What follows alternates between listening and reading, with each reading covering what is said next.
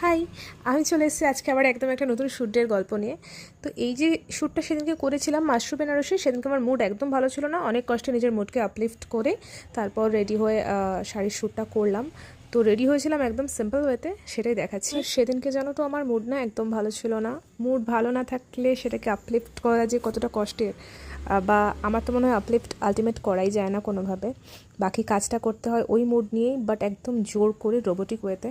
Still চেষ্টা করা হয় যতটা কনসেন্ট্রেশন ওই কাজের মধ্যে দেওয়া যায়। সিম্পল ওয়েতে তাড়াতাড়ি রেডি হওয়ার চেষ্টা করতে গিয়ে চোখের মধ্যে কনসিলার চলে গেছিলো।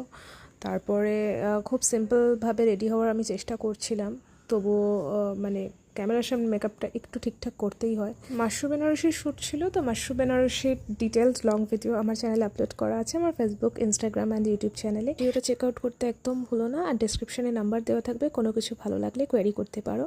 সেদিনকে আমি রয়্যাল ব্লু আর পার্পল কম্বিনেশনের একটা শাড়ি পরছিলাম, খুব কনফিউজ ছিলাম তার সাথে এই নেক পিসটা যাবে কিনা। এদিন আমার কাছে সময় একদম কম ছিল, জাস্ট এটা জানতাম যে আমি খুব ডার্ক একটা লিপস্টিক অ্যাপ্লাই করবো, ব্যাস সেটা করেছিলাম।